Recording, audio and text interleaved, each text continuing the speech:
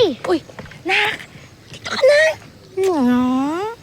Nay, may pagkain po ba tayo? Nagugutom na po ako eh. Ako yun nga, pasensya na nak, hindi pa nakakaluto ang nanay ha. Ganito na lang, pumunta ka sa tindahan, tapos mangutang ka ng isang sardinas at isang kilong bigas. Ha? Pero Nay, kahapon ayaw na po ako pautangin. Sabi na ubos na raw po isang kahong kopon bansa habang ng utang natin.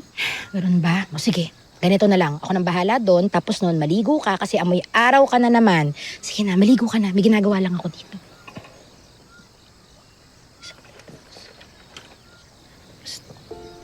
Ano nak? Bakit may problema ba? Nay, may project po kasi kami sa... Ano ba naman yung teacher mo naman, Tres? Pa-project ng pa-project. Ano ba akala niya sa mga taga-tumahan? Mayayaman? Sige po, Nay. Wag na lang. Sandali, nak. Nak, sandali. Andali.